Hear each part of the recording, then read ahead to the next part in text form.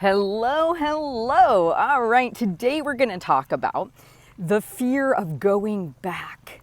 I have a coaching client that when she first came to me, she was really struggling with the on and off, like I'm either super diligent with everything I'm doing or I'm not. And she typically didn't track on the weekends.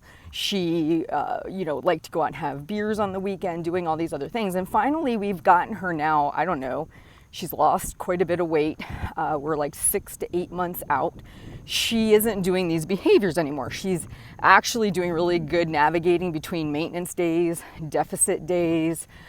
She tracks on the weekend. She's constantly surprising herself with how far she's come in all this, seeing the changes in herself and her behaviors. And there's always this underlying fear for her that I see come up in our coaching calls, where she's like, I'm just afraid, what if one day this all goes away? Like, I feel so good. I'm so proud of myself. I've learned how to do things I never did before. She goes, I've never seen myself track this long. I've never seen myself take summers off to maintain. Like, I feel like, this is all wonderful and I'm great with it, but what if it goes away? And I see that a lot. I see this a lot in the Half Size Meat community. I see this a lot in my coaching clients, this fear of losing what they've accomplished. And here's the example I gave her. Every time you have done the same behaviors over and over again, you sign up for WW, you do the keto thing, you do the this, you do the that. You keep cycling through the same things. It's like you're attending the same high school classes.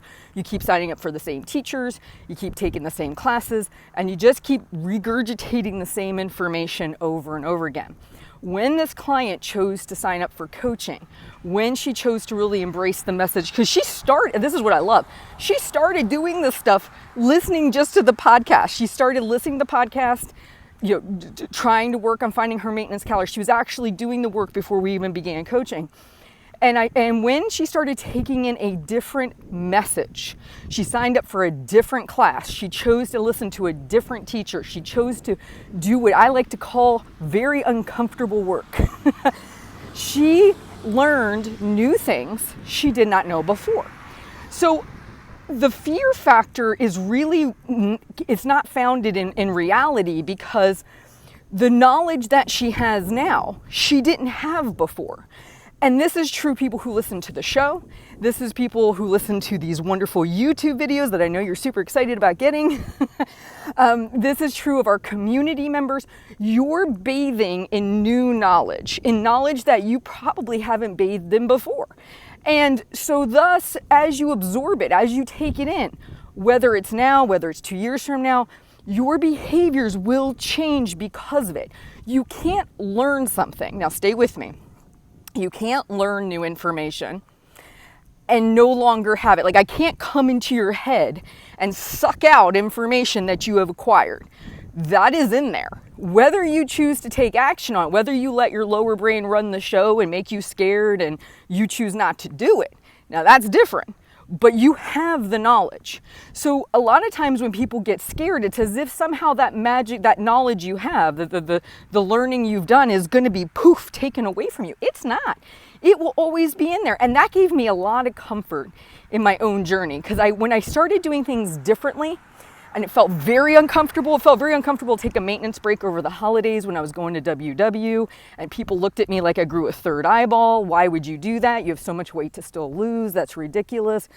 I was doing uncomfortable things, different things, because I was learning. I was doing it differently. How do you know you're doing it differently? It's uncomfortable. Excuse me. I had a client who, she's done all the things, right? She signs up for the programs. She tracks only when she's in a deficit. She gets very restrictive with her eating. So when she hired me as a coach, she said, I want to do something different. I want you to help me break this vicious cycle that I'm in with how I handle weight loss. So where did I start her? Very simply, packing her lunch. Packing her lunch. Then we added in another goal of only buying prepackaged treats.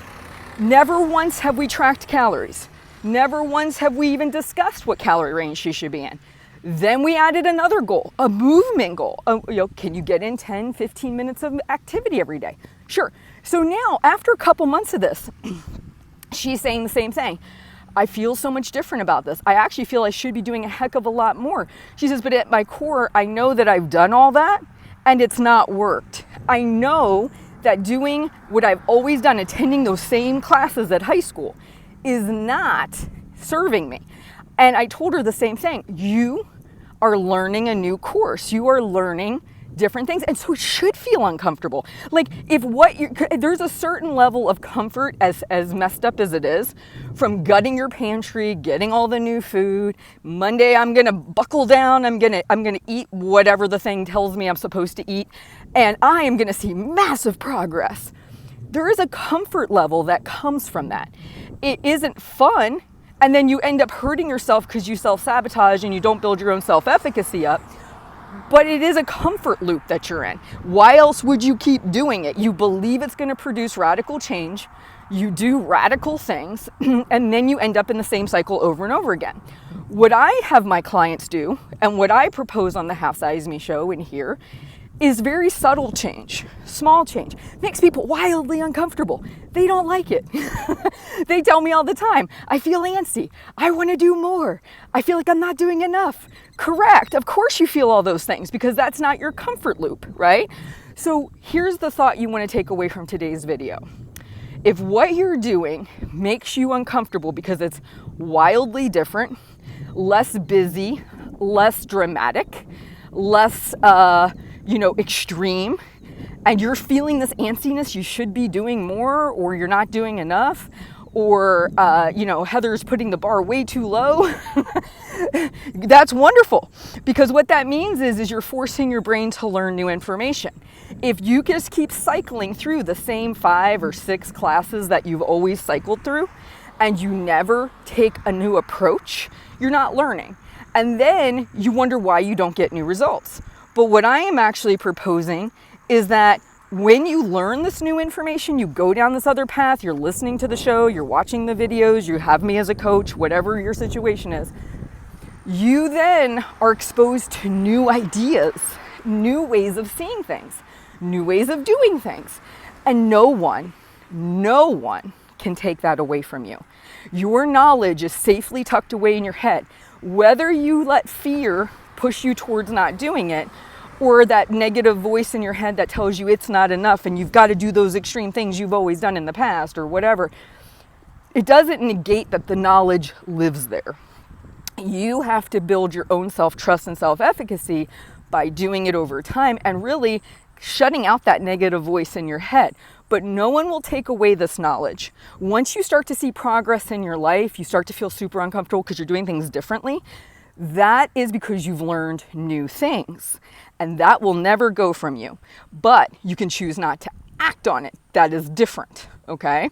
So I hope this video helps for all of you that are out there having wonderful progress. You're doing things differently. You're enjoying maintenance breaks. You're eating at a reasonable calorie deficit and losing weight. You're feeling a certain sense of freedom and happiness in this process for the first time. I just want you to know there is no shoe dropping. That's one of the things I hear. I'm waiting for the other shoe to drop, Heather, and I used to say it too, so I totally get it. The shoe isn't going to drop. You can't lose that knowledge. You can't lose this unless you let that lower brain negative voice kick in and make the decision not to do what you have learned. But you always possess this knowledge. You have a fantastic day. Please like and subscribe and let me know how I can better serve you in the future. I will talk to you soon.